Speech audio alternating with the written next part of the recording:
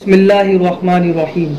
जैसे कि हम लोग बखूबी इस बात को जानते हैं कि हुकूमत ने जो लॉकडाउन 5.0 की गाइडलाइंस जारी की हैं उसके अंदर तमाम इबादतगाहें खोलने की भी इजाज़त दे दी है। इसका मतलब कल से इंशाअल्लाह हमारी मस्जिदें भी खुल जाएंगी। तो मस्जिद में जाने से पहले अगर हम चंद बातों का ख्याल कर लें या उस पर अमल कर लें तो इंशाअल्लाह हम इस बीमारी से भी महफूज रहेंगे और हमारी नमाज के अंदर और इबादत के अंदर भी कोई कमी नहीं आएगी।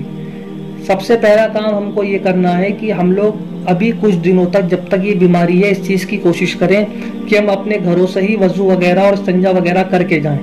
मस्जिद के वज़ू खाने को कम से कम इस्तेमाल करें और टॉयलेट वगैरह को भी कम से कम इस्तेमाल करें। और जब हम मस्जिद के अंदर दाखिल हों तो सबसे पहला काम हमको ये करना है कि हम अपने हाथ को अच्छी तरह धोएं या सैनिटाइज करें, फिर नमाज पढ़ें। और नमाज पढ़ने के बाद जब हम अपने घरों को लौटें तो घरों में दाखिल होने के बाद सबसे पहला काम भी हमको यही करना है कि हमें अपने हाथ को धोना है और सैनिटाइज करना है, फिर घर में कोई और काम करना है।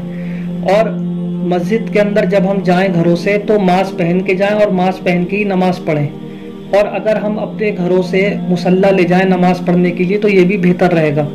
और जब हम मस्जिद के अंदर दाखिल हों और तो कुछ दिनों तक हम इस चीज़ पर भी अमल करें कि लोगों से मिलने से परहेज करें, मतलब मुसाफा ना करें, मुआनका ना करें। जब बीमारी ठीक हो जाएगी तब आप बिल्कुल मुसाफा भी करिएगा और मुआनका भी करिएगा, लेकिन अभी कुछ दिनों तक परहेज करिए। और जब आप मस्जिद के अंदर दाखिल हो जाएं तो जो तस्बीह रखी होती है या टोपी रखी होती है या कुरान रखा होता है तो उसको भी ना छुएं और उसका भी कम इस्तेमाल करें। मतलब घरों से ही टोपी पहन के आएँ और घरों से ही तस्बीह लेके आएँ। और जिसको कुरान वगैरह पढ़ना है तो अभी कुछ दिनों तक, जब तक ये बीमारी है और ये लॉकडाउन है, तो वो अपने घरों में ही कुरान पढ़े। मस्जिद में हम लोग कम से कम वक्त दें, बस इतना वक्त दें कि हम फर्ज नमाज पढ़ के अपने घरों को लौट जाएं।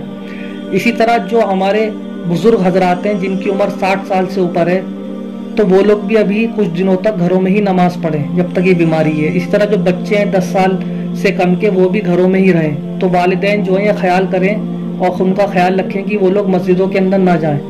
इसी तरह जो सुन्नत और नवाफिल है तो अभी कुछ दिनों तक हम लोग सुन्नत और नवाफिल भी घरों के अंदर ही पढ़ें। सिर्फ फर्ज पढ़ने के लिए हम लोग मस्जिद के अंदर आएँ। और जो लोग बीमार हैं, ऐसे बीमार जिनको बुखार है या नज़ला है या ज़ुकाम है, तो वो लोग भी अभी कुछ दिनों तक, जब तक बीमार है, मस्जिद के अंदर नमाज पढ़ने ना आए, अपने घरों के अंदर ही नमाज पढ़ें। जब बीमारी से वो ठीक हो जाए, उनको यकीन हो जाए कि बुखार ख़त्म हो गया, नज़ला ज़ुकाम ठीक हो गया, तब बिल्कुल वो मस्जिद आकर नमाज पढ़ें। लेकिन अभी जब तक वो बीमार है तो वो इससे परहेज करें।